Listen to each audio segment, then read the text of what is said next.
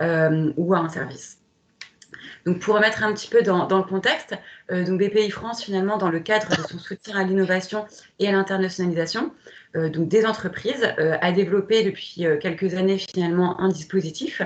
Donc, ce dispositif est sous forme d'un continuum d'accompagnement et de financement qui permettent finalement aux entreprises de pouvoir donc nouer des partenariats avec des entreprises étrangères et donc dans le but de pouvoir finalement, comme je le disais, adapter ou améliorer ou co-créer un nouveau produit ou un nouveau service. Donc finalement, ce dispositif permet donc aux entreprises donc 3 choses. Tout d'abord, donc de pouvoir renforcer la capacité de production et la capacité d'innovation des entreprises françaises, donc en développant un actif stratégique que l'entreprise pourra ensuite exploiter sur un marché à l'international. Ensuite, de pouvoir favoriser des collaborations avec des acteurs clés de l'innovation à l'international.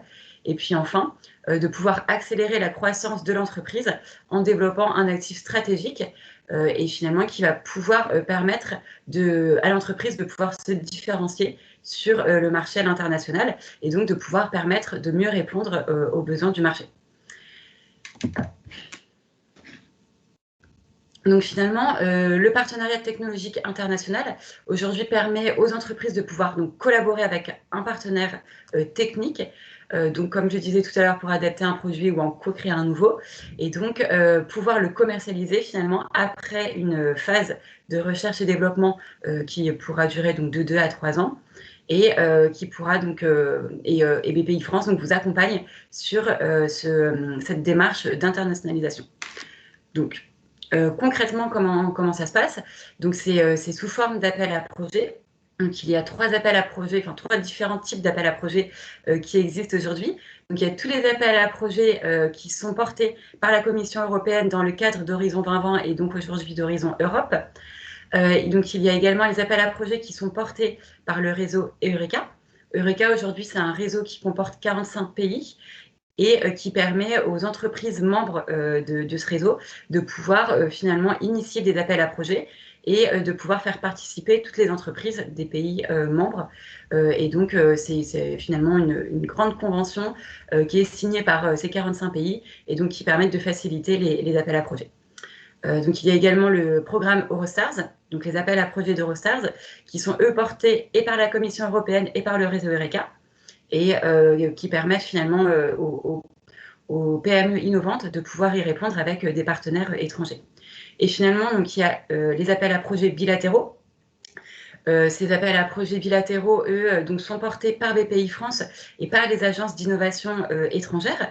Donc finalement, c'est BPI France qui va signer une convention bilatérale avec une agence d'innovation étrangère, donc par exemple avec ZIM pour l'Allemagne. Et donc, ça permet aux entreprises de pouvoir répondre à un appel à projet directement via cette convention bilatérale.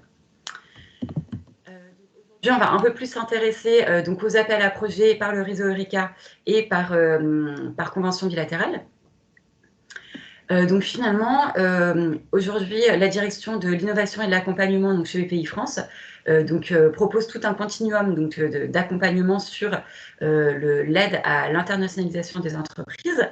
Donc aujourd'hui, on va vraiment s'intéresser aux 3 premiers points, donc qui sont vraiment le démarrage, enfin, l'accompagnement dans le démarrage de l'entreprise lorsqu'elle souhaite se développer à l'international. Donc aujourd'hui, on propose des missions d'immersion qui sont forcément sous format digital puisque en raison de la crise sanitaire, on peut plus se déplacer en physique, mais qui permettent d'accompagner les entreprises finalement dans leur recherche de partenaires sur un marché cible, mais également de pouvoir rencontrer des acteurs clés de l'innovation sur un marché cible. Donc aujourd'hui, ces missions-là se traduisent notamment sous forme de matchmaking qu'on organise donc virtuellement. Ensuite, donc, il y a les montages des partenariats technologiques.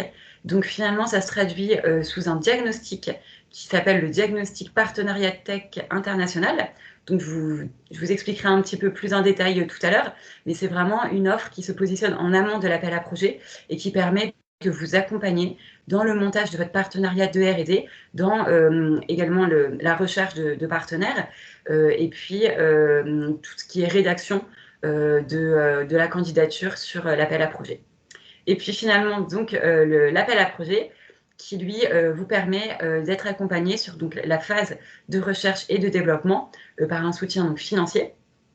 Et donc, on va pouvoir donc, vous accompagner sur cette démarche finalement de R&D avec un partenaire étranger. Ensuite, donc, BPI France propose également des missions d'immersion business qui vous permet finalement d'être accompagné sur la stratégie marketing et la commercialisation du produit. Et puis, donc, on a une direction de l'export qui vous suit ensuite sur toutes les questions de l'export. Donc, donc aujourd'hui, je vais vraiment détailler 2 points. Donc, je vais détailler le DIAG, Partenariat technologique international, et les appels à projets. Donc aujourd'hui, le DIAC Partenariat technologique international vous permet d'être donc accompagné sur cette démarche de vouloir s'internationaliser. Donc vous accompagne dans la recherche de partenaires, dans la négociation de l'accord de consortium également, puisque il y a un accord de consortium qui doit être signé lors de votre partenariat avec un partenaire étranger, mais ça vous accompagne également sur la rédaction de votre dossier de candidature et sur la rédaction et sur finalement tout le montage de votre période de recherche et de développement. Donc concrètement, c'est une offre qui consiste en la prise en charge du coût moyen, total de la moitié du coût, je vais y arriver, de la moitié du coût d'une prestation externe. Donc finalement, vous pouvez faire appel à un consultant et c'est ce consultant qui va vous accompagner dans tous ces projets. Donc nous, BPI France, nous prenons en charge donc 50% du montant de cette prestation sous forme de subvention. Sur les entreprises qui sont éligibles, donc ce sont toutes les entreprises qui sont implantées en France, qui sont finalement coordinatrices d'un projet d'internationalisation, donc d'appel à projet, et donc les entreprises qui ne sont pas considérées comme étant en difficulté. Sur la taille des entreprises, donc on est sur des entreprises qui sont donc soit start-up, PME jusqu'à l'ETI, puisque c'est des entreprises qui ne doivent pas excéder les 2000 salariés et qui ne doivent pas également appartenir à un groupe de plus de 2000 salariés.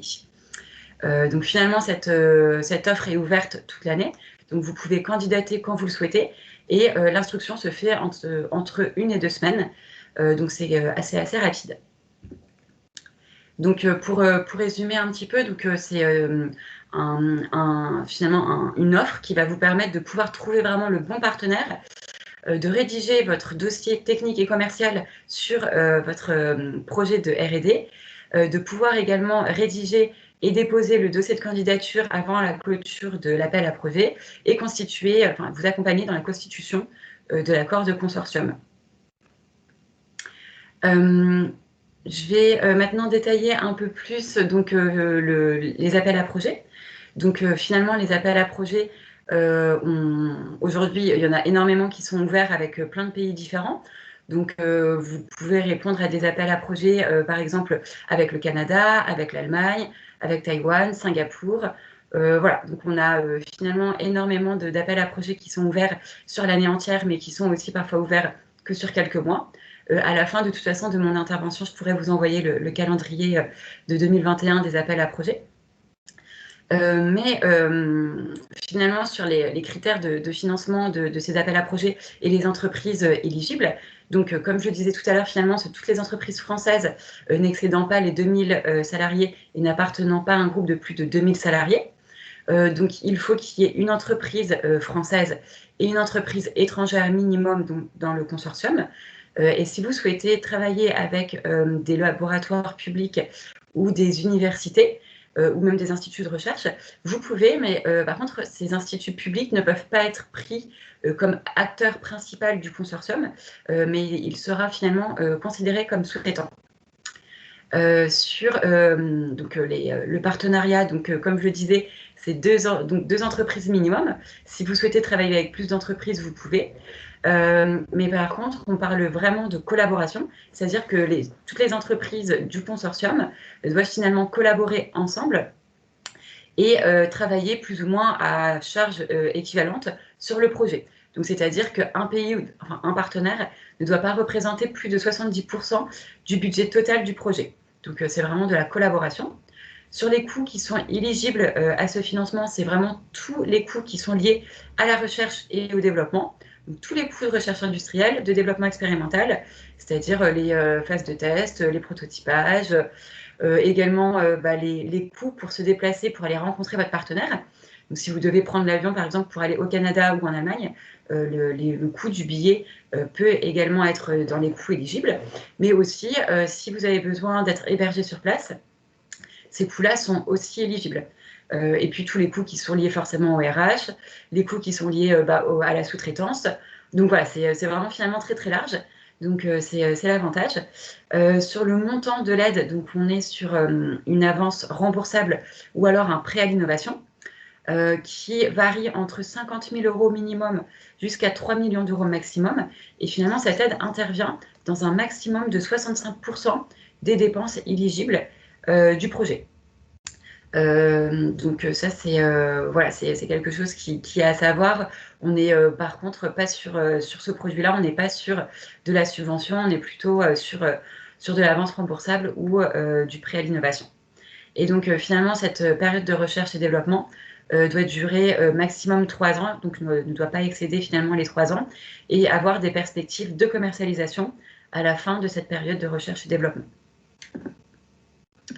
Donc, c'est une petite slide qui résume un petit peu tout ce que je viens de vous dire. Donc, pour résumer, sur les appels à projets, on est avec une entreprise française et une entreprise étrangère minimum. Les entreprises éligibles, start-up, PME, ETI, donc n'excédant pas les 2000 salariés et qui n'appartiennent pas à un groupe de plus de 2000 salariés. Donc, c'est pour toutes les entreprises qui sont implantées en France et non considérées comme en difficulté, puisque BPI France est finalement considéré comme une banque. Et donc, au niveau de la législation européenne, on ne peut pas accompagner financièrement donc, des entreprises qui sont considérées comme en difficulté. Sur donc, le projet, tous les projets finalement de tout secteur d'activité liés donc, à une période de recherche et de développement, cette période ne doit pas excéder donc, les 3 ans et donc avoir des perspectives de commercialisation à la fin de cette période. Et donc, c'est pour vraiment tous les projets innovants qui présentent forcément un avantage clair et donc une plus-value.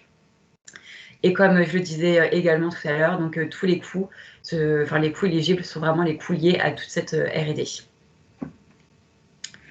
Donc là, c'est également une petite slide qui va résumer finalement le montant de l'aide de BPI France, donc sous forme finalement d'avance remboursable ou de prêt à l'innovation, qui varie de 50 000 à 3 millions d'euros et qui est également limité dans les fonds propres et les quasi-fonds propres de l'entreprise, puisque une fois de plus, sous la législation européenne, on est obligé d'être limité aux fonds propres et aux quasi-fonds propres des entreprises. Donc, sur le processus pour répondre à un appel à projet, donc une fois que vous avez finalement cette volonté de vouloir vous développer à l'international, que vous avez eu toutes les informations que vous avez eu toutes les informations sur cet appel à projet, vous pouvez également prendre contact avec nous si besoin. Je vous conseille également de prendre contact avec votre chargé d'affaires innovation. Donc, le chargé d'affaires innovation, ce sont des chargés d'affaires qui sont finalement répartis par région et qui va vous accompagner dans tout le cycle de la vie de l'entreprise et qui va pouvoir finalement vous proposer tous les produits et les offres de BPI France qui peuvent vous convenir dans la vie de l'entreprise. Si vous n'avez pas de chargé d'affaires innovation, si vous n'avez pas son contact, n'hésitez pas à m'envoyer un petit message et puis moi, je pourrais vous donner son contact très rapidement. Donc, une fois que vous avez pris tous les renseignements dont vous avez besoin, donc vous faites finalement ce choix du pays, le choix du partenaire. Vous êtes en train de mettre en place votre projet de R&D. Donc, vous pouvez faire appel, comme je l'expliquais tout à l'heure, au DIAG Partenariat Technologique International pour vous accompagner sur tous ces projets-là. Et donc, ensuite, vous allez déposer votre dossier de candidature, donc soit auprès de BPI France, donc par mail chez nous directement, ou alors par la plateforme Eureka, si c'est un appel à projet qui est mis par le réseau Eureka. Donc, sur l'instruction finalement de la candidature, c'est quelque chose qui se fait en 2 temps. Donc, premièrement, il y a l'instruction du dossier projet, donc qui se fait à mon niveau dans mon service. Et ensuite, il y a donc une instruction du dossier financier et administratif de l'entreprise qui se fait, celle-ci, du côté du chargé d'affaires innovation. Et une fois qu'on a pris notre décision donc avec le chargé d'affaires innovation, on va également prendre contact avec l'agence d'innovation partenaire pour voir si donc, votre partenaire peut être éligible donc, du côté, par exemple, allemand, si c'est avec un partenaire allemand. Si c'est le cas, donc on vous annonce finalement que c'est possible et on commence à vous débloquer donc les fonds. Si par contre votre partenaire étranger n'est pas éligible pour n'importe quelle raison, finalement, vous pouvez donc revenir vers nous et nous, on peut essayer de trouver d'autres aides qui peuvent vous accompagner sur cette période de R&D. Donc, une petite slide simplement pour résumer donc, les différentes pièces que vous avez besoin sur ce dépôt de candidature. Donc, tout d'abord, le dossier de candidature, qui est un dossier assez conséquent. C'est pour ça qu'également, on propose le DIAG pour vous accompagner sur la rédaction de ce dossier. Donc, c'est vraiment un dossier de candidature où on va vous demander de nous expliquer un peu plus en détail l'objet du programme, les caractères innovants, les besoins du marché, les différentes tâches et les livrables, les plannings, les équipes RH. Voilà, donc on va vous demander finalement un petit peu tout ce qui se passe autour de votre projet. Dans un second temps, on va vous demander donc un dossier administratif, donc afin d'évaluer la partie financière et administrative de l'entreprise. Donc on va vous demander des documents qui sont finalement assez communs, comme l'alias fiscal, le CABIS, le statut de l'entreprise et quelques documents supplémentaires. Et puis finalement, pour finir, l'accord de consortium qui doit être rédigé donc en accord entre vous et votre partenaire étranger, tout simplement pour délimiter juridiquement la propriété intellectuelle, les accords de commercialisation et finalement toute la partie juridique autour de cette période de recherche et de développement.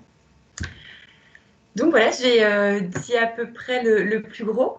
Donc je vous propose de prendre notre adresse mail. Comme ça, vous pouvez nous écrire si vous avez besoin d'informations complémentaires. Je peux également vous envoyer par mail la présentation si besoin, et également vous envoyer le planning des appels à projets ouverts sur cette année 2021, et vous envoyer également d'autres docs qui vont permettre de vous donner encore plus d'informations par rapport là-dessus. Merci beaucoup, et si vous avez des questions, surtout n'hésitez pas. Merci Romain. On va tout de suite enchaîner avec Pauline. Oui. Bonjour à tous. Donc, je vais partager effectivement également une présentation. Donc, Pauline Bonhomme, je suis responsable de l'activité accompagnement en fait sur la région Auvergne-Rhône-Alpes.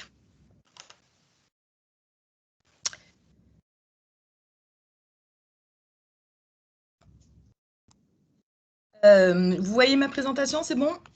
Oui, c'est bon, Pauline. Ok. C'est bon. Je trouvais important en fait de revenir en fait sur l'origine de l'accompagnement, qui est un métier assez nouveau chez BPI France, puisqu'il a été lancé en 2014. Pourquoi l'accompagnement en fait chez BPI France? Pourquoi BPI France s'est mis à réaliser des missions de conseil et lancer des accélérateurs? Tout simplement, c'est que l'on avait fait 3 constats. Donc, des remontées, bien entendu, des dirigeants que l'on a accompagnés. Donc, les dirigeants qui se sentaient trop isolés, en fait.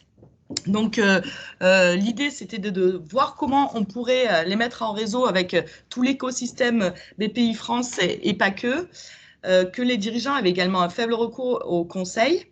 Donc, on a lancé des missions de conseil et de la formation dédiée aux dirigeants, puisqu'il manquait en fait dans les universités, dans les MBA qui pouvaient exister, des formations dédiées aux dirigeants. Donc, tout ça nous a permis de lancer en 2015 en fait des programmes accélérateurs qui combinent en fait ces 3 piliers, donc que sont la mise en réseau, le conseil et la formation, de manière à accompagner en fait des entreprises sur 12 avec 24 mois, aujourd'hui peu importe leur taille, dans ces programmes d'accélérateurs. Donc l'objectif est de structurer l'entreprise en profondeur, de lui faire bénéficier du collectif, et on a aujourd'hui des résultats puisqu'il y a une étude qui est sortie. Les entreprises qui ont bénéficié d'un programme accélérateur BPI France ont connu donc en moyenne, donc sur ces 4 dernières années, 10% de croissance en fait de leur activité et une croissance également importante de leur chiffre d'affaires à l'export. Voilà pour l'origine de l'accompagnement. Je vais passer au slide suivant. Donc, on lance donc prochainement, fin mars, l'accélérateur franco-italien. Donc, l'accélérateur franco-italien, la cible de cet accélérateur, c'est 20 PME ou ETI françaises et 20 PME et ETI italiennes, déjà exportatrices, dont le chiffre d'affaires est supérieur à 5 millions d'euros. Donc, c'est tout nouveau pour BPI France de lancer un accélérateur, en fait, avec un partenaire italien. Donc, le partenaire, c'est la Caisse des dépôts italienne. Donc, l'idée, c'est vraiment de constituer une promotion mixte de dirigeants français et de dirigeants italiens. Donc, ce programme accélérateur donc, qui démarre fin mars donc, allie donc, effectivement du conseil, donc, puisqu'il y a un parcours de conseil de 12 jours et demi, donc, qui démarre en fait par un diagnostic en fait, des activités à l'export de l'entreprise. Et l'idée, voilà, c'est de voir comment on peut accompagner l'entreprise en identifiant ses leviers de croissance et travailler avec elle et un consultant en fait, de notre vivier pour travailler ces problématiques à l'international, donc en Italie, mais pas que, parce que l'idée de cet accélérateur, c'est bien évidemment d'exporter au-delà de l'Italie, en Europe et au-delà.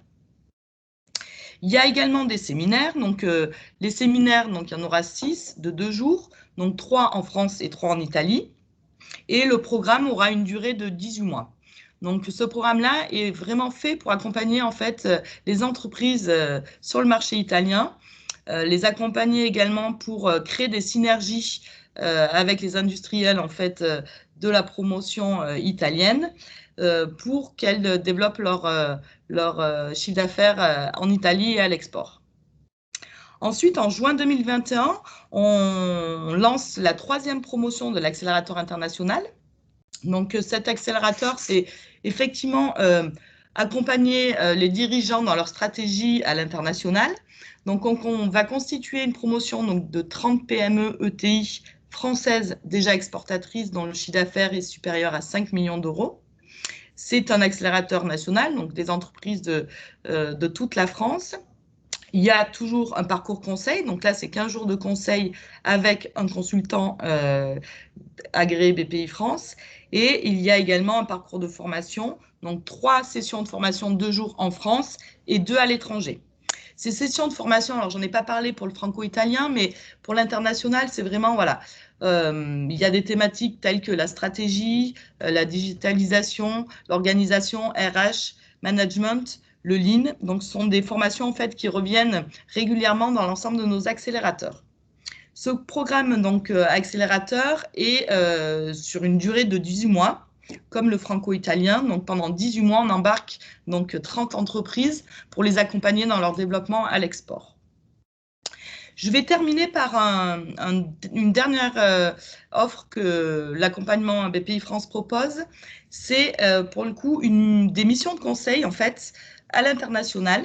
Donc, ce sont des missions qui sont réalisées par un consultant expert en fait sur l'international de notre vivier, hein, puisque notre vivier est composé aujourd'hui de 250 consultants environ, que ces consultants-là sont des consultants de haut vol, avec à la fois une expérience donc en entreprise et en consulting.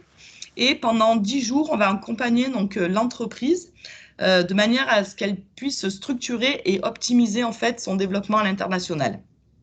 Donc l'idée, c'est vraiment de l'épauler pour construire ou affiner sa stratégie d'implantation dans une ou 2 zones à l'international et vraiment de l'accompagner dans l'organisation de son activité à l'international.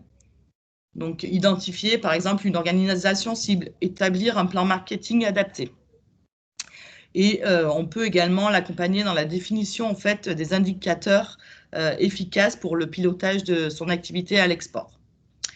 Voilà, donc c'est ce module-là, donc c'est 10 jours, sachant que le BPI France prend en charge donc sur tous les programmes accélérateurs et ces modules de conseil, 50% minimum en fait de la charge du coût en fait de ces programmes.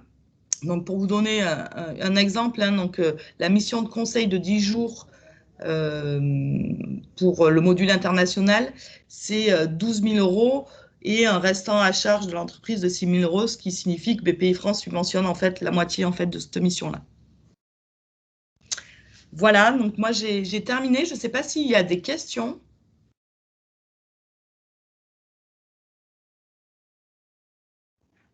On pourra peut-être prendre les questions à la fin. Tout à fait. Merci En tout cas, beaucoup. je vous remercie. René, je vous laisse la parole. Oui, bonjour à tous. Je vais juste laisser demander à Pauline d'enlever son support à l'écran. Et puis, je vais vous partager le mien. Pauline, si tu peux enlever ta présentation, s'il te plaît. J'essaye, René, mais je n'y arrive pas. Je vous quitte et je vous rejoins, ce sera plus simple. Parfait. Alors, hop. Est-ce que vous avez la présentation à l'écran? Oui. Oui. Je vais la mettre en plein écran, c'est peut-être mieux. Vous l'avez en plein écran? Oui, c'est bon. Eh bien, c'est parfait. Bien, eh bien, bonjour à tous. Donc, je vais me présenter aussi. Donc, René Gaucher, moi, je suis le délégué international, responsable de l'international à la direction régionale de BPI France à Lyon. Alors, je vais essayer de vous parler de nos solutions à l'international chez BPI France, et puis quelques mots aussi des éléments qui sont liés au plan de relance export dans le cadre de cette présentation. Pour planter le décor, les métiers de BPI France à l'international, vous les avez à l'écran. Nous intervenons en matière de financement à l'export, nous intervenons avec des garanties à l'export, nous intervenons avec l'accompagnement, mais ça, c'est ce que Pauline vous a présenté tout à l'heure, donc je n'y reviendrai pas, sachant que nous avons un réseau d'expatriés à travers également la planète, et nous intervenons avec notre métier d'assurance export, qui était historiquement logé chez Coface Garantie Publique et qui est arrivé chez BPI France sur décision gouvernementale début 2017. Je vous ai mis, pour vous aider à vous y retrouver, un petit logo jaune avec un petit mot en rouge dedans, BPI FIN, BPI GAR, BPI ACT, BPI Assurance. Ça vous permet de vous y retrouver dans la présentation que je vais faire après, notamment pour savoir si c'est un produit d'assurance, de garantie ou de financement. Alors, je vais commencer par le métier de l'assurance, et notamment par un élément qui est très important, c'est que dans d'autres métiers en tant qu'assureur, nous avons trois fondements très importants d'éligibilité. Le premier, c'est qu'une société qui fait du négoce international est totalement exclue de nos interventions. Le négoce, c'est vous achetez quelque chose à l'étranger, vous prenez une marge et vous le revendez en l'état. Donc ça, c'est du négoce, c'est totalement exclu. Par voie de conséquence, la deuxième règle, c'est la nécessité d'avoir une part française minimum, c'est-à-dire la part française, tout ce que vous fabriquez, tout ce que vous achetez, tout ce que vous sous-traitez sur le territoire national. Cette part française, elle varie de 20 à 50%, mais retenez 20%, qui est le minimum, bien évidemment, et là, c'est raisonné dans les comptes sociaux de l'entreprise. Le troisième fondement, c'est qu'on intervient dans notre métier d'assureur selon les règles définies par la politique de financement de l'État français, qui définit des règles d'intervention sur les pays. Alors, cette politique de financement a été, entre guillemets, annoncée hier, puisqu'hier, c'était l'événement Bercy Export. Donc, je vais vous montrer la carte de celle de 2020, puisque je n'ai pas encore celle de 2021, c'est tout frais d'hier. Mais en vert et vert clair, vous avez les pays qui sont ouverts. En jaune, vous avez des pays qui sont ouverts avec des conditions parfois particulières. Et en rouge, vous avez les pays qui sont interdits. Sur 2021, il y a très peu de changements. En tout cas, sur les pays en rouge, il n'y en a pas de nouveau. Si je puis dire, il y a quelques petites conditions complémentaires sur certains pays qui ont été rajoutées par l'État français dans le cadre de la politique d'intervention. Cette carte, vous la trouverez très facilement dans Google si vous tapez d'ici quelques jours « Politique de financement export 2021 ». Le site de la Direction générale du Trésor va apparaître, ou carrément la carte, c'est assez facile à trouver, et vous la trouvez sur le site BPI France, bien évidemment. Donc, dans votre métier d'intervenant en assurance, le produit phare, bien évidemment, quand on va à l'étranger, c'est de commencer par la prospection. Et donc, en 2021, l'idée, c'est de vous aider à rebondir à l'export, malgré le Covid, avec le produit de l'assurance prospection et des mesures spéciales qui ont été prises. Alors, qu'est-ce que c'est que l'assurance prospection? L'assurance prospection, c'est avant tout une avance de trésorerie qui vous est faite à hauteur de 65% sur un budget de dépenses de prospection éligible qui est engagé.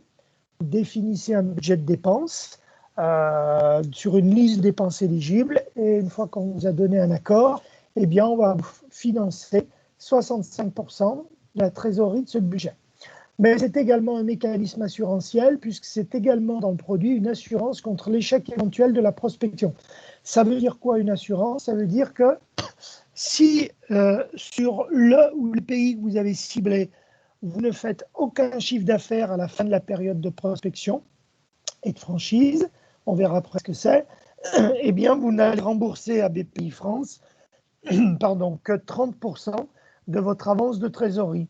Prenons un exemple concret, vous avez un budget de dépenses de 100 000 euros, on va vous avancer 65 000 euros, et si vous êtes en échec, eh bien, vous n'allez rembourser que 30% de 65 000 euros, c'est-à-dire 19 500.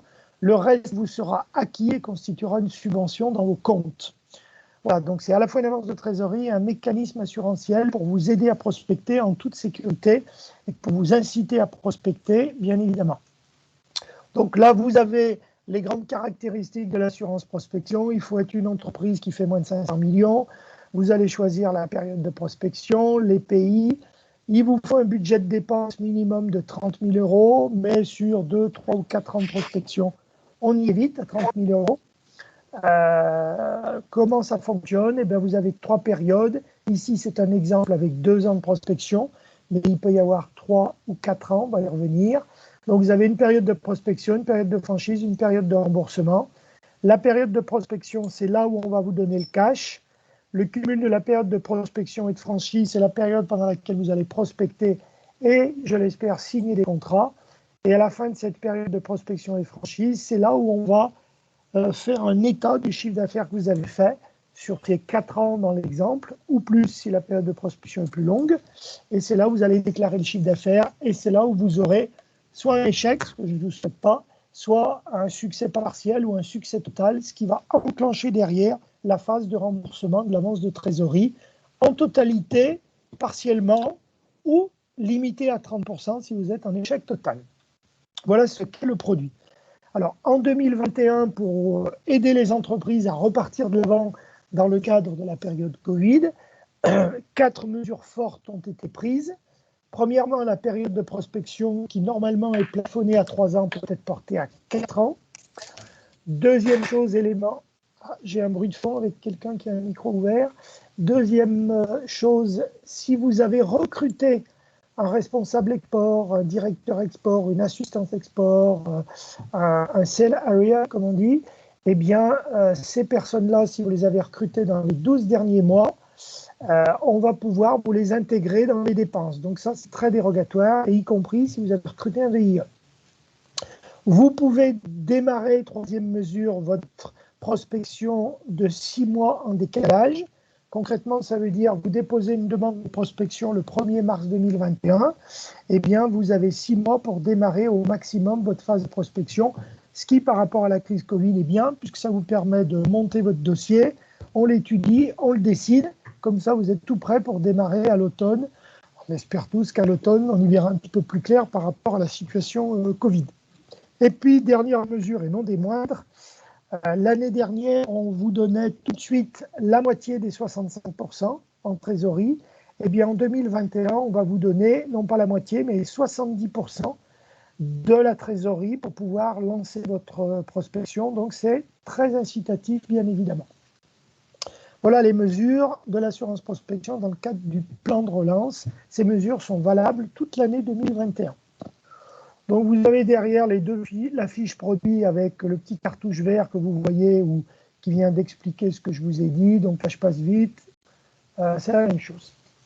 Voilà pour prospecter, vous aider à prospecter avec les nouvelles mesures. Ensuite, quand on prospecte, bien évidemment, on signe des contrats et donc il faut pouvoir les exécuter, mais aussi les sécuriser.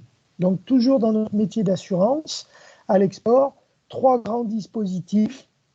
Bien évidemment, les cautions, les préfinancements et le risque de non-paiement sur l'acheteur. Premier dispositif, c'est l'assurance caution export. Donc là, vous avez bien évidemment des marchés dans lesquels vous avez ou des cautions de soumission, des performance bonds, des advance payments, c'est-à-dire des acomptes, bien évidemment, et tout ça nécessite des cautions. Donc ces cautions sont délivrées non pas par BPI France, mais par vos banques. Par contre, BPI France Assurance Export va pouvoir apporter, comme vous le voyez avec la flèche rouge, une garantie à votre banque.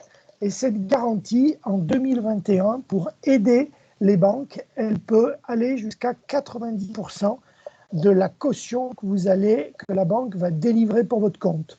Ce, si votre chiffre d'affaires fait moins d'1,5 milliard.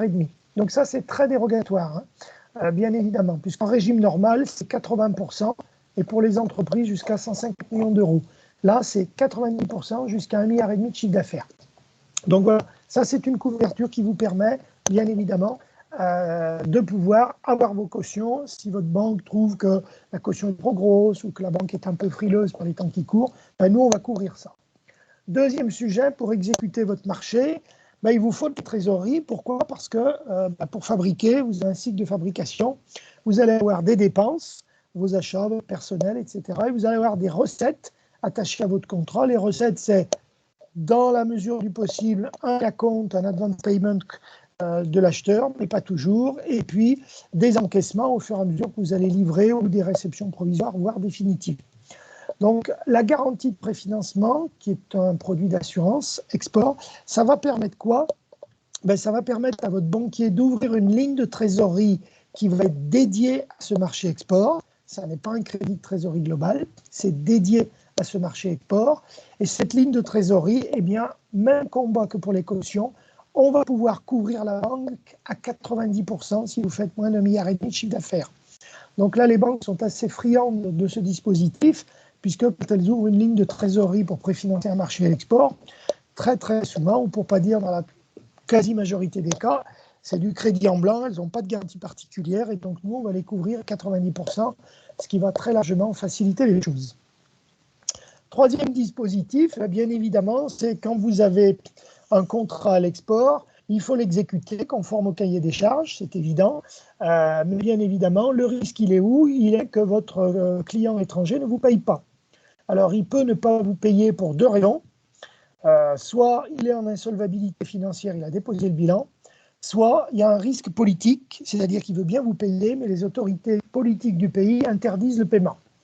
Donc, nous, qu'est-ce qu'on va couvrir? On va couvrir ces deux risques. Ce que vous avez en bas de l'écran, fait générateur de sinistre. Le risque commercial, c'est l'insolvabilité de l'acheteur, sa carence, la résiliation. Ou le risque politique et catastrophique, c'est une décision politique qui peut être sous un vocable très, très divers. Hein. Ça peut être des émeutes, une interdiction de payer, etc., voire une très grosse catastrophe naturelle qui interdit à votre acheteur de payer. Donc là, au titre de l'assurance crédit public, on va vous couvrir ce risque-là de non-paiement sur une quotité qui est de 95%, comme vous voyez à l'écran. La nouveauté 2021, c'est que notre promesse de couverture, elle est valable 6 mois. Alors, c'est pas 6 mois, ça veut dire que c'est la validité de la promesse, mais bien évidemment, une fois que votre contrat est rentré en exécution, vous allez nous le déclarer, et bien évidemment, là, on vous couvre pendant la durée d'exécution du contrat. La validité de décision, c'est 6 mois, ça veut dire que si au bout de 6 mois, vous ne nous avez pas dit que le contrat est signé et qu'il est exécuté, la décision tombe, on peut la renouveler, et donc vous avez 6 mois pour nous déclarer le contrat. Une particularité dans ce dispositif, c'est celle-ci, la garantie de confirmation des crédits documentaires. Pourquoi? Parce que vous pouvez être payé par virement, par votre acheteur, ce que je vous déconseille quand même vivement, parce que n'oublions jamais que c'est l'acheteur qui a la main, si vous êtes en virement, mais vous pouvez être payé sur un produit plus sécure. Alors, il y a les remises documentaires aussi, mais c'est la lettre de crédit, c'est-à-dire le crédit documentaire, le CREDOC en langage plus courant. Donc ce CREDOC, il est ouvert par la banque de l'acheteur, et il peut être bien évidemment confirmé par votre banquier ou une banque tierce. Or, parfois, votre banquier ou la banque tierce refuse de confirmer parce qu'elle ne veut pas prendre le risque sur la banque qui a émis la lettre de crédit. Eh bien, vous avez un dispositif chez BPI France qui s'appelle la garantie de confirmation des crédits documentaires, où là, on peut apporter une garantie à votre banque, et cette garantie, elle peut aller jusqu'à 100%, c'est-à-dire la banque prend 0 risque. Elle va jusqu'à 100% si vous êtes une entreprise qui fait moins de 75 millions d'euros de chiffre d'affaires. Si vous faites plus de 75 millions d'euros, on va couvrir à 95%. Donc retenez-le, parce que sur certains pays qui peuvent être parfois un petit peu exotiques à l'export, les banques françaises ou tierces refusent parfois de confirmer le Crédoc. Et là, c'est un outil très efficace chez nous pour pouvoir boucler votre confirmation et votre paiement par Crédoc. Bon, ça c'est le détail, je passe. Autre élément, bien évidemment, quand vous faites un contrat à l'export, l'autre élément, c'est les problématiques de change. Et avec un spécial Brexit, si je puis dire. Donc là, deux dispositifs importants. Le premier dispositif, c'est ce qu'on appelle, vous voyez dans le cartouche en haut à gauche en rouge, le change négociation. C'est quoi le principe? Le principe, c'est de pouvoir vous couvrir une parité euro-devise à partir du moment où vous répondez à un appel d'offres et où vous démarrez votre négociation à gré à gré, jusqu'au moment où vous êtes fini de payer. Donc ça peut être très long, hein, ça peut être 9 mois de négociation et puis 18 mois d'exécution. Donc on va vous couvrir pendant toute cette période et c'est comme si vous vendiez en euros. Les flux de votre contrat vont toujours aller chez le banquier. Par contre, nous, ce qu'on va faire, c'est qu'on va faire le différentiel euro-devise à chaque point de paiement de votre contrat. Et si vous êtes en différence négative de change, on va vous indemniser. Si vous êtes en différence positive de change, par contre, il faudra nous reverser la différence positive de charge, sauf si vous souhaitez y participer, auquel cas il y a une formule avec intéressement. Voilà ce que c'est le change négociation. Il peut s'appliquer bien évidemment sur la livre sterling, mais sur la livre sterling, il y a un dispositif spécial qui est un dispositif attaché aux opérations de commerce courant, comme vous le voyez en haut à droite de l'écran. Et là, quel est le but? Le but, c'est que si vous êtes une entreprise qui vendait des produits sur catalogue, eh bien, vous allez donner votre catalogue prix à votre acheteur et nous, on va vous couvrir une enveloppe pendant une durée de 3 à 12 mois. Ça veut dire quoi? Ça veut dire que, imaginons 3 mois, et bien pendant les 3 mois en question, toutes les commandes qui sont passées par votre acheteur sur ce catalogue, elles sont baquées sur la parité euro-sterling. Vous n'avez pas de perte de change, on vous indemnise la totalité de la perte de change s'il y a des variations négatives. Donc c'est un produit qui est dédié aux opérations de commerce courant. Voilà, sur notre métier d'assureur, sur notre métier de financeur, je dirais 2 grands dispositifs principaux. Le prêt croissance internationale, alors là c'est un financement, c'est un prêt au sens bancaire du terme, donc ça se rembourse, c'est pas comme l'assurance prospection éventuellement. Donc là c'est un prêt qui vous permet de financer divers investissements à caractère international. Ça peut être la création d'une filiale, ça peut être l'achat d'une société à l'étranger, ça peut être un programme d'investissement divers et variés. Je ne rentre pas trop dans le détail, c'est un prêt qui démarre à 30 000 euros, qui peut monter jusqu'à 5 millions d'euros. C'est réservé aux entreprises qui ont plus de 3 ans d'existence sur des durées de 3 à 7 ans avec un différé d'amortissement de capital. Voilà ce dispositif. Autre dispositif important, le crédit export. Donc là, quel est le but de ce dispositif? Vous savez que nos amis allemands et italiens, quand ils vendent à l'étranger leurs équipements, ils les vendent très souvent avec un financement à la clé. Ça veut dire qu'ils arrivent vers l'acheteur en disant « voilà mon produit, mais je vous amène le financement avec ». Il y a le crédit export, c'est ça. C'est le fait pour BPI France de pouvoir proposer à l'acheteur étranger, par votre intermédiaire, un crédit qui va permettre de financer votre vente à l'étranger. Donc c'est le 2 en 1, c'est-à-dire votre offre commerciale et technique et une offre financière qui vient s'ajouter via BPI France. Donc là, il y a 2 techniques, je ne rentre pas dans le détail, le crédit acheteur, le rachat de crédit fournisseur.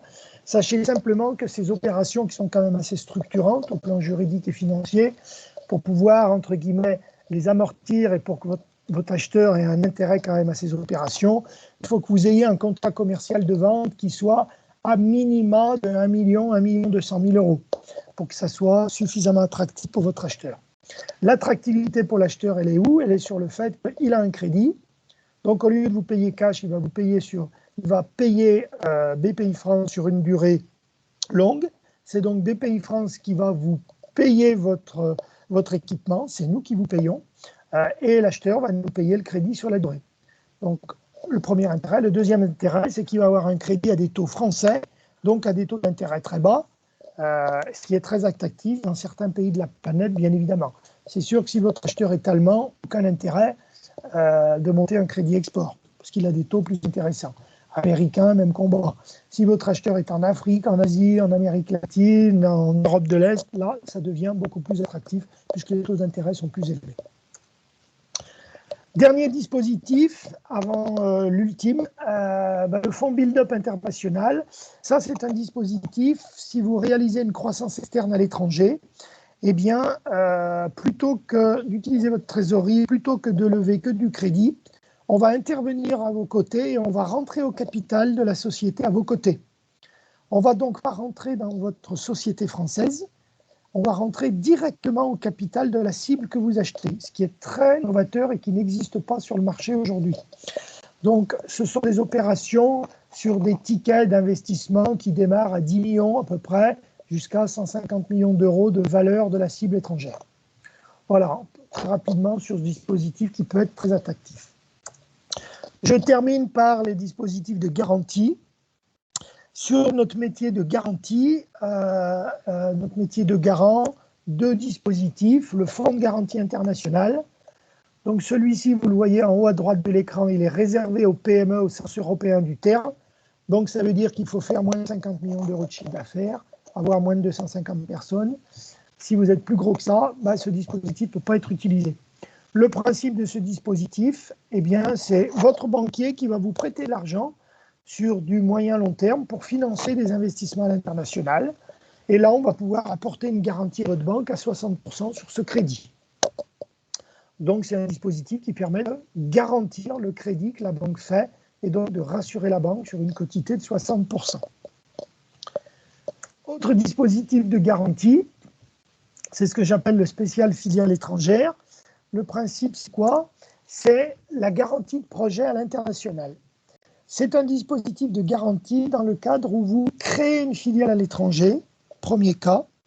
Deuxième cas, si vous rapportez à nouveau de l'argent, vous réinjectez des fonds dans une filiale à l'étranger. Et troisième cas, si vous réalisez une croissance externe à l'étranger. Dans ces trois cas, création, redotation de filiale, croissance externe, on va vous apporter une garantie à hauteur de 50% sur l'injection en fonds propres que vous allez faire dans ces opérations.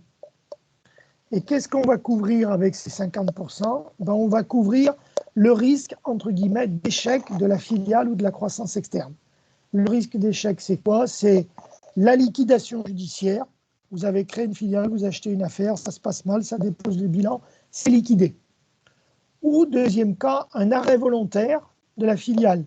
Vous l'avez créé il y a 4-5 ans, vous dites je perds trop d'argent, j'arrête. Je ne dépose pas le bilan, mais j'arrête. On va donc vous couvrir sur une durée de 3 à 7 ans. Concrètement, ça veut dire, prenons un exemple, vous mettez 200 000 euros dans l'opération, on va vous couvrir 50% des 200 000 euros, c'est-à-dire 100 000 euros. Et donc, si ça dépose le bilan ou si vous arrêtez, BPI France va faire un chèque à la maison mère française de 50% de 200 000, c'est-à-dire 100 000 euros. Vous amortissez la moitié de votre risque. Donc ça, c'est un dispositif encore insuffisamment connu et très efficace. Par contre, il y a deux conditions importantes. Première condition, il faut être majoritaire dans votre filiale. Deuxième condition, à travers cette filiale, il ne faut pas délocaliser une activité française. Si vous fabriquez à Lyon des équipements et que vous me dites je vais créer une filiale au Brésil pour aller les fabriquer là-bas, et puis après je ramènerai les produits en France, ça, c'est pas possible, c'est de la délocalisation d'activité. Alors, sur 2021, une grande mesure qui a été prise, qui était déjà valable en 2020, mais qui a été réactivée, c'est le fait de pouvoir faire une rétroactivité de 6 mois. C'est ce que vous voyez en rouge. Ça veut dire que si vous avez, dans les 6 derniers mois, injecté du cash dans vos filiales, on peut rétroactivement vous couvrir avec cette GPI, cette injection de cash, bien évidemment, sur ce que vous allez faire. Si vous achetez une filiale, si vous avez acheté une filiale, fait une croissance externe dans les 6 derniers mois, même combat, on peut vous le couvrir. Et puis, vous voyez en bas du slide, en vert, nous attendons une ouverture possible de ce dispositif sur l'Union européenne. Ce n'est pas acté encore, parce qu'aujourd'hui, on ne peut faire ces opérations qu'au grand export, mais pas dans l'Union européenne ni en Suisse. Donc, on attend une ouverture possible sur 2021. Voilà sur les dispositifs de BPI France à l'export. Et un dernier slide sur le plan de relance pour vous mettre à l'écran les grandes mesures. La Team France Export, bien évidemment, à votre disposition. L'assurance prospection, on l'a vu. Une petite assurance prospection qui vient d'être lancée pour des petites prospections avec des budgets de 10 000 à 40 000 euros. Et puis le chèque export national, le chèque export de la région Auvergne-Rhône-Alpes et le chèque VIE, 5 000 euros pour l'envoi en mission d'un VIE. Et là, c'est Business France qui le met en opération. Donc, bien évidemment, le chèque export national, régional, le chèque VIE sont compatibles et cumulables avec l'assurance prospection de BPI France. Et je termine avec les contacts de BPI France à l'international dans notre région. Donc, sur Grenoble, mon collègue Anthony Morgan, moi-même sur Lyon et mon collègue Stéphane qui est en Auvergne à Clermont-Ferrand. Voilà en quelques mots nos dispositifs de soutien à l'international. Merci. Merci René. Je laisse maintenant la parole à Hervé Véricel de Saint-Jean Industrie qui va nous faire un petit retour d'expérience sur l'assurance prospection. Bonjour à tous, rebonjour à tous. Alors, je vais juste adapter un petit peu mon écran pour qu'on puisse voir Sandrine Nomézine, ma collègue aussi, qui m'a rejoint. Alors, je mets la caméra parce qu'en fait, j'ai pas de présentation spécifique à faire. L'idée, c'était vraiment d'échanger, de répondre à toutes questions que vous auriez. Merci en tout cas à l'équipe de BPI pour toutes ces présentations. J'ai appris certains sujets aussi sur d'autres choses. On connaît bien l'assurance prospection, mais sur d'autres sujets, donc ça peut être intéressant pour nous. Juste avant de commencer, une petite question, Monsieur Gaucher, sur le dernier slide que vous avez présenté, avec toutes les aides du plan de relance export 2021, il n'y a pas de limite en termes de taille d'entreprise pour être éligible? Alors, il y a un certain nombre de conditions. Je n'ai pas voulu tout mettre à l'écran, mais pendant que vous commencez, je vais me remettre à l'écran, si vous voulez, le dernier slide. Comme ça, vous aurez quelques éléments plus précis là-dessus. OK. Bon, c'est juste une question pour nous, pour voir. J'ai vu que le dernier point sur les VIE, c'était également pour les ETI. Mais c'est vrai que ça peut être intéressant de savoir un peu les critères d'éligibilité, mais on regardera ça de manière peut-être… je vous remets juste ça à l'écran. Je passe vite. Hop, normalement, ça déroule très vite à l'écran, là. Oui, on voit très bien, il n'y a pas de souci. Voilà, donc si vous parlez effectivement du chèque export national et régional, vous avez ici les conditions, les PME, les ETI français de tous les secteurs d'activité, sauf le négoce. D'accord ? Oui, tout à fait, ce que vous disiez tout à l'heure. D'accord. Voilà. Très bien. Voilà, juste. OK, merci beaucoup. Donc, effectivement, côté Saint-Jean Industrie, le retour d'expérience qu'on peut faire, c'est qu'on a depuis une bonne quinzaine d'années déjà utilisé l'assurance prospection, pardon. Donc, auparavant, avant la BPI, bien évidemment, c'était la COFAS qui gérait ces dossiers-là. Et je dis que régulièrement, tous les 3, 4 ans, 5 ans, en fonction de notre plan stratégique de développement à l'international, on était amené à renseigner, à faire des dossiers de prospection. Saint-Jean Industrie est une ETI aujourd'hui, mais il y a 20 ans, c'était une PME. Et on est passé en 20 ans de 200 personnes à 2000 personnes à peu près, avec une petite dizaine de sites à travers le monde. Et c'est vrai qu'on a toujours eu un développement à l'international assez important. Aujourd'hui, c'est plus de 75-80% de notre chiffre d'affaires. Et dans la démarche de prospection, ça nous a beaucoup aidé pour développer déjà en Europe, dans un premier temps, où on a fait des assurances prospection avec des pays comme l'Italie, la Suède, l'Angleterre par le passé. Et puis, on a fait du plus grand, des assurances prospection un peu plus larges sur le grand export, avec des dossiers au Japon il y a une dizaine d'années. On a fait l'Inde, on a fait la Corée, et là, on a recréé encore un dossier en ce moment, notamment avec Monsieur Gaucher et ses équipes concernant le Japon et la Corée.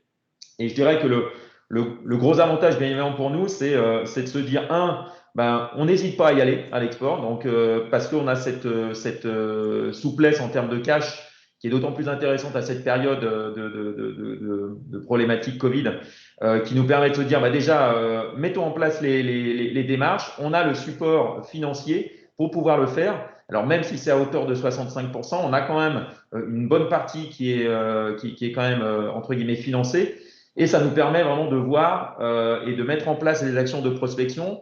Alors dans l'automobile, principalement pour nous, et je pense qu'autour de la table, on est tous acteurs dans l'automobile, on sait que c'est toujours compliqué et long de prospecter, d'autant plus compliqué dans des pays à l'étranger, mais les 2 ans en fait d'avance de trésorerie nous permettent quand même de faire quelque chose, de mettre en place des plans d'action assez spécifiques, opérationnels, avec au bout de 3 ans donc vraiment des rentrées possibles d'argent et de commandes. Donc c'est vraiment dans cette démarche qu'on a poursuivi depuis plus de 15 ans maintenant côté assurance prospection. Alors avec des cas où on a remboursé parce qu'on a rentré du business et donc on a remboursé, des cas où on n'a pas remboursé. Et du coup, les dossiers qu'on faisait avant avec la COFAS, si on avait un échec de développement, prospection, du coup, on remboursait 0 à l'époque. Donc après, les démarches ont changé aussi parce que de plus en plus de sociétés se sont intéressées à la prospection, à l'assurance prospection. Et du coup, c'est aussi une part de risque aussi de l'entreprise. Donc, c'est un petit peu normal qu'on ait à rembourser une partie de ce qui a été avancé. Mais au final, sur un budget global, l'exemple que disait M. Gaucher, sur 100 000 euros, on va rembourser même pas 20 000 euros. Donc, ça fait moins de 20% s'il y a un échec. Donc, 80% qui est sur le budget global. Malgré tout, ça revient, je dirais, intéressant pour le développement à l'export. Donc, dans notre stratégie, on a orienté en fait les prospections vis-à-vis des clients qui sont présents à l'international. Chez nous, côté Saint-Jean Industrie, on a de plus en plus de demandes auprès de clients comme Honda, Nissan, Toyota. Et c'est vrai qu'on a beau les démarcher en Europe, en Angleterre, en Belgique par exemple, on a du mal à vraiment assurer et avoir la possibilité de remporter des marchés sans une présence au Japon. C'est obligatoire. Donc la démarche qu'on a entreprise maintenant depuis quelques mois via cette assurance prospection, c'est de monter un bureau de représentation aussi au Japon pour représenter Saint-Jean Industrie et pouvoir développer des business pour ses clients au Japon. Et voilà, on espère pouvoir avoir des contrats et des possibilités de garantir le développement à l'export de Saint-Jean Industrie. Et puis, bien évidemment, derrière, de rembourser les avances à la BPI si toutefois on est positif dans ces démarches. Voilà, donc encore une fois, la couverture est quand même assez large en termes je dirais, d'avance.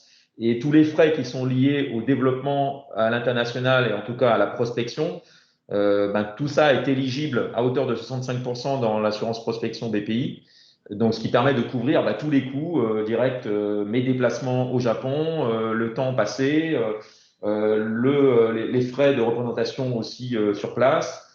Des frais de réception de clients, des frais de prototype si besoin, d'engineering avancé. Et tout ça est intégré dans les frais de développement. Et puis après, charge à nous de bien expliquer également qu'est-ce qu'on va en retirer derrière de cette prospection, quels sont les business potentiels. Donc, comme toute prospection, on ne va pas faire la prospection si on n'a pas bien identifié le marché, les clients potentiels et le retour qu'on peut en faire.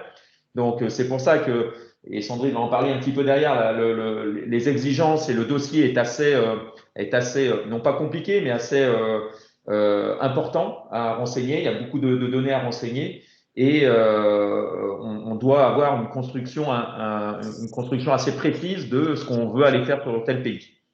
On ne va pas monter un dossier BPI si on n'a pas investigué au préalable un minimum d'informations sur les types de clients, le marché. Et ça, on peut trouver beaucoup de choses déjà sur Internet, même si on est une petite PME. Et par contre, ça nous permet déjà d'avoir une bonne idée et ensuite de mieux cibler le pays concerné pour mettre en place le dossier BPI.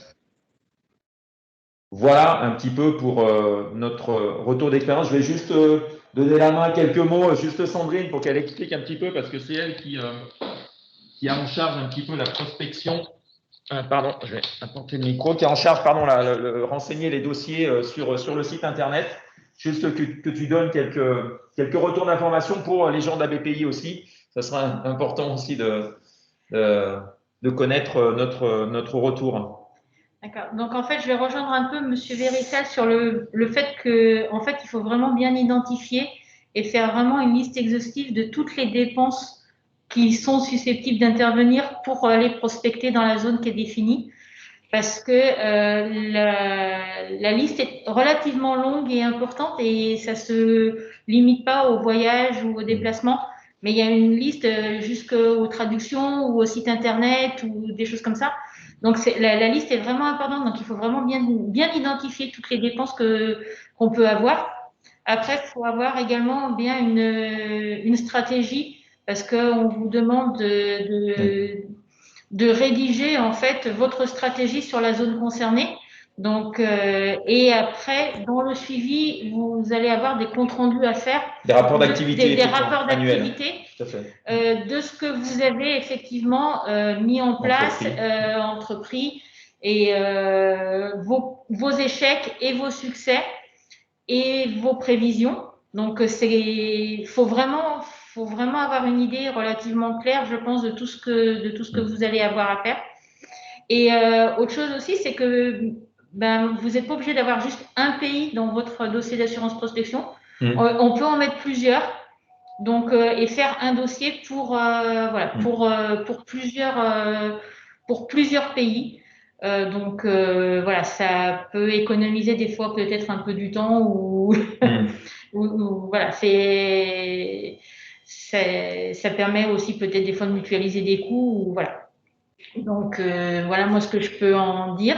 Après il y a un suivi à faire qui est assez on demande quand même beaucoup de choses en fait, donc il faut avoir surtout maintenant, avant c'était tous les ans, maintenant c'est sur en fait toute la période de prospection, donc 2 ou 3 ans. Donc bien identifier tous les coûts, parce que bon, quand c'est sur un an, c'est une chose. Quand il faut retrouver quand est-ce qu'on est parti en voyage, le temps qu'on y a passé 3 ans avant, il y a des fois c'est plus compliqué. Donc voilà, c'est une certaine gestion à avoir, mais autrement ça se fait. Le dossier de renseignement sur Internet, donc tout se fait sur Internet pour compléter un dossier.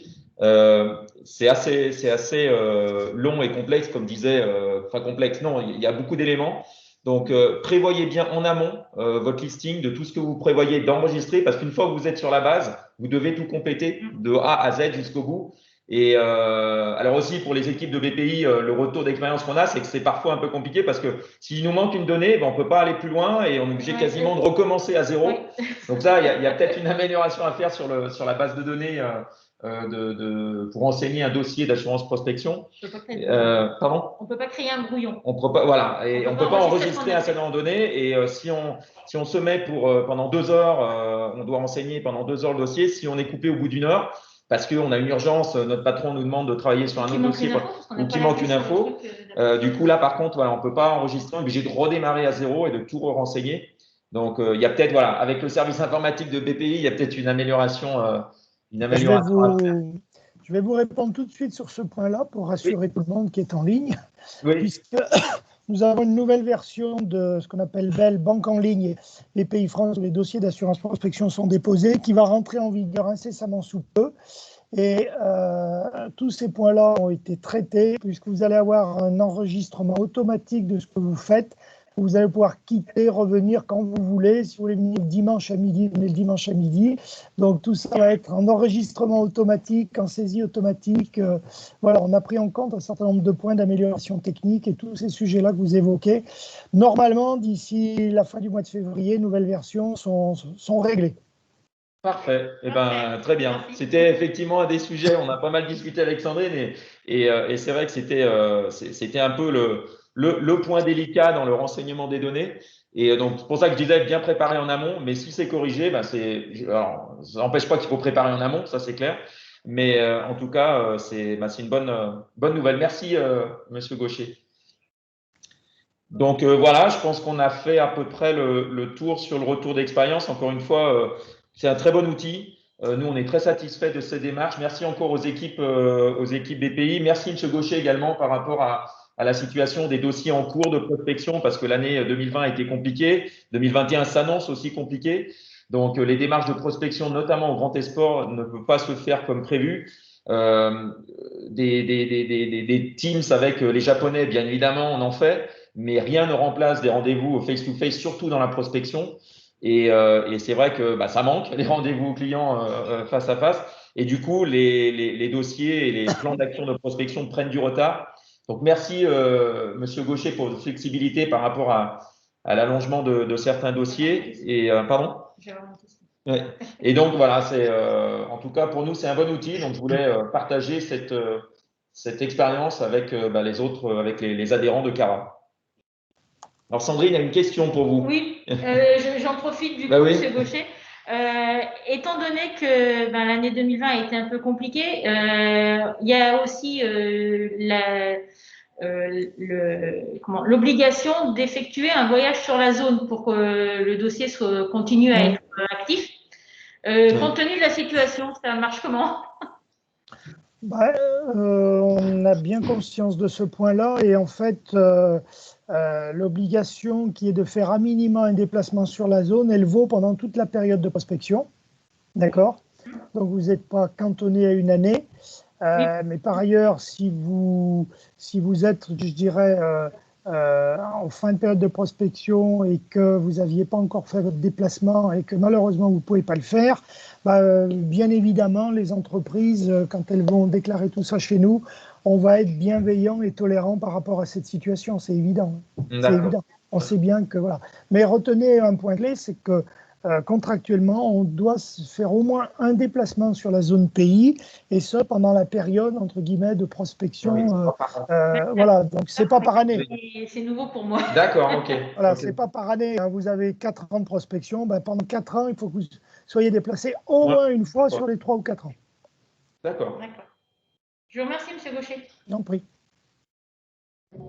Donc voilà, je ne sais pas si dans les personnes qui sont autour de la table, il y a des questions concernant notre expérience assurance prospection. Oui, moi j'avais une petite question. Du coup, donc j'ai compris qu'effectivement, il y avait un certain nombre de documents et d'informations à communiquer sur le site internet pour pouvoir faire une demande.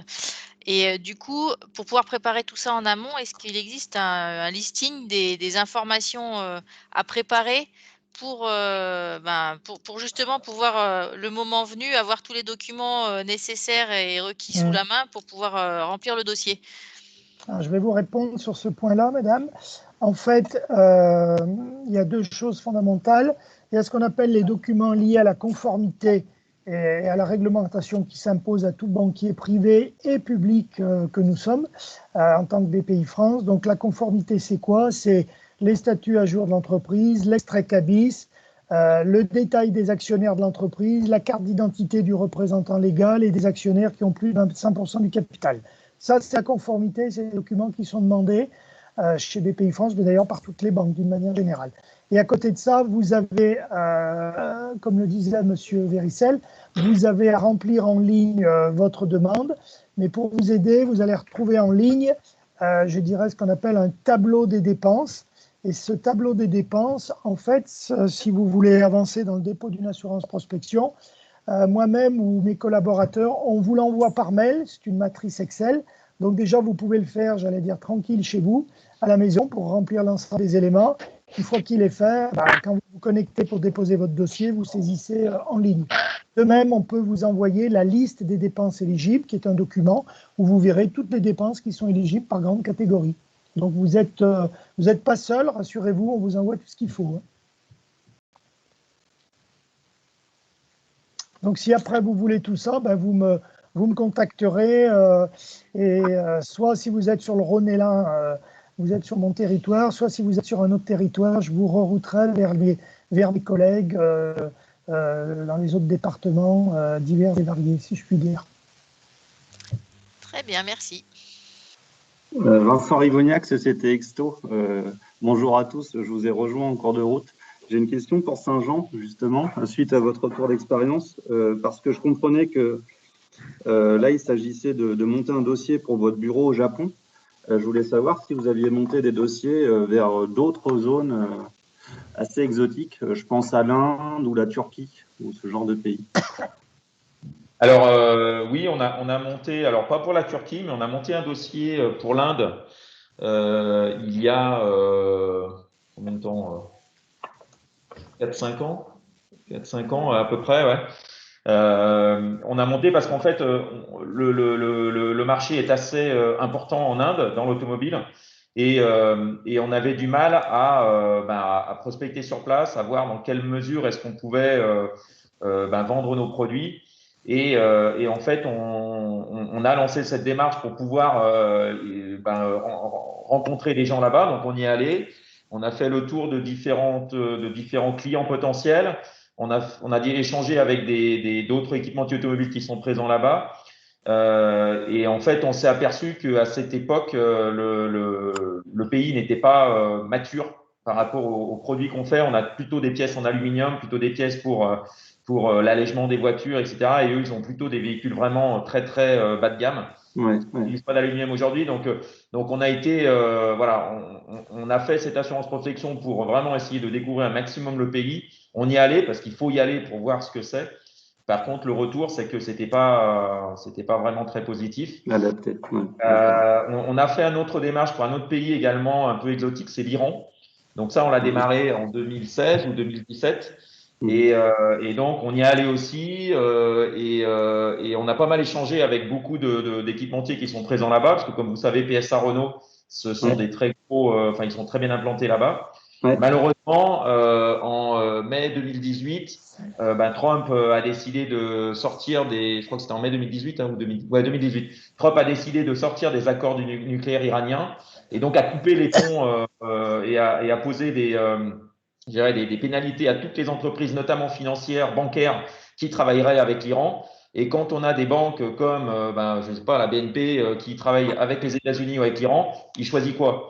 Il choisit l'Iran ou les États-Unis? C'est quoi le plus gros marché? Donc forcément, on fait arrêter du jour au lendemain. Et on avait un tout petit peu de business avec Renault en Iran qu'on essayait de développer. Et même ce business est complètement mort et a totalement disparu, quoi. Donc, on espère que ça va peut-être revenir avec le changement de gouvernement américain, à voir dans les prochains mois, quoi. D'accord, ok. Et on a plutôt, nous, on est équipementier automobile, donc on travaille avec les constructeurs. Et les constructeurs, ce sont là où sont présents les bureaux d'études, là où se prennent les décisions. Donc, quand on parle de Audi, c'est l'Allemagne. Quand on parle de General Motors, c'est Détroit. Quand on parle de Nissan, c'est Japon. De Hyundai, Kia, c'est Corée. Et c'est vrai qu'en Inde, à part Tata, il n'y a pas trop vraiment de gros potentiel pour nous. L'Iran, c'est parce qu'il y a souvent des JV entre les constructeurs français et les constructeurs iraniens. C'est pour ça qu'on était allé voir. Mais sinon, tout se passe dans le pays d'origine en fait, du constructeur. Pour Renault Peugeot, ça se passe plutôt sur. Alors maintenant, avec Stellantis, c'est une orientation italo-américaine aussi. Mais par contre, c'est plutôt sur Paris. Et donc, pour nous, c'est la France, c'est la Suède pour Volvo, c'est l'Angleterre pour Jaguar Land Rover, Aston Martin, etc. C'est l'Italie pour Maserati, FCA, Aston Martin, Alfa Romeo. Le Japon, la Chine, évidemment, et les États-Unis. Ok, merci pour toutes ces informations. Okay.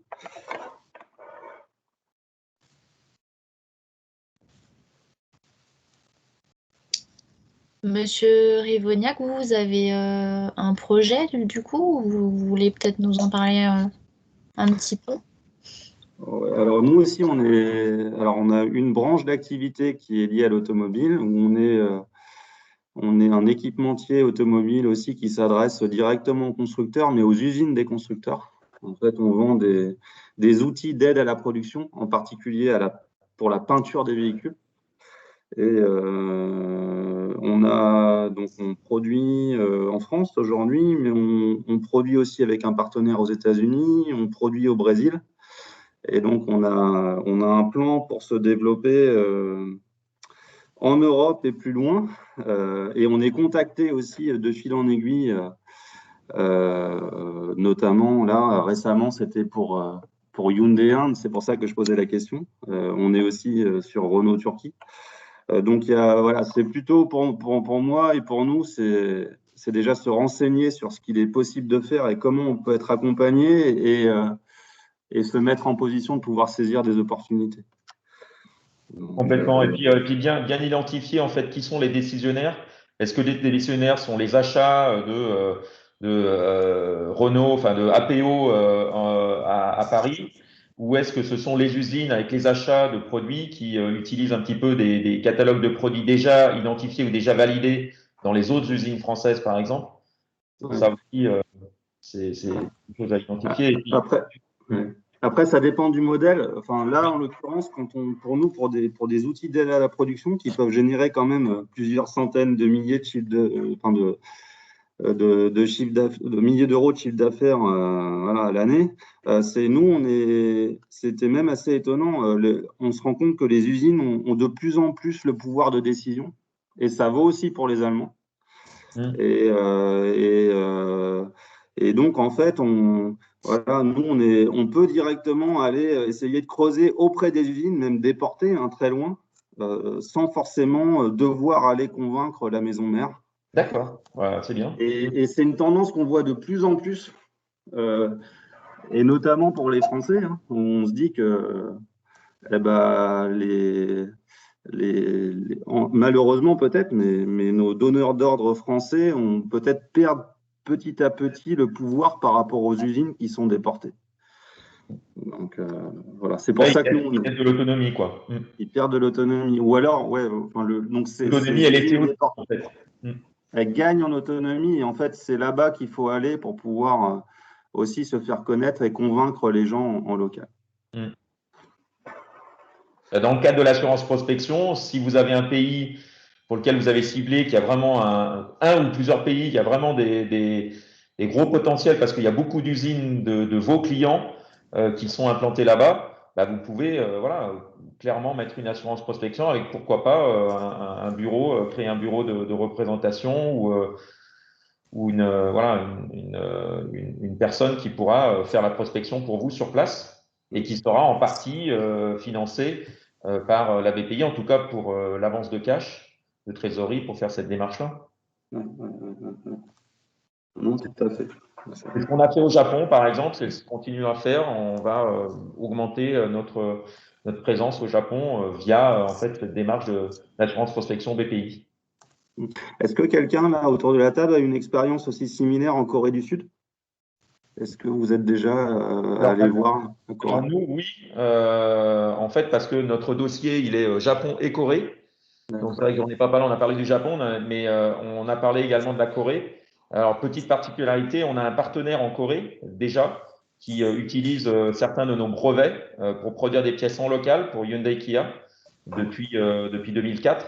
Mais on a d'autres technologies qu'on souhaite vendre aux Coréens pour augmenter en fait cette relation avec notre partenaire et leur vendre d'autres technologies. Et c'est le but un petit peu aussi de notre assurance prospection. Alors après, la Corée, oui, on connaît très bien. On a une bonne expérience avec Hyundai Kia. La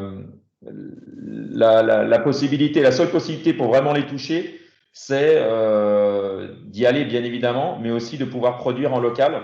Et si possible, avec un de leurs fournisseurs qui fait partie des Chebol de Hyundai Kia. Donc, nous, on n'a pas fait de joint venture ou autre, partenariat financier. On a fait un partenariat technique où on leur a cédé la licence de notre technologie exclusivement pour le marché coréen.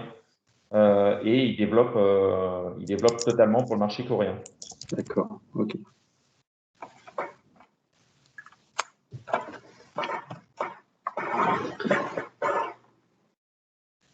D'autres questions ou commentaires ou réflexions?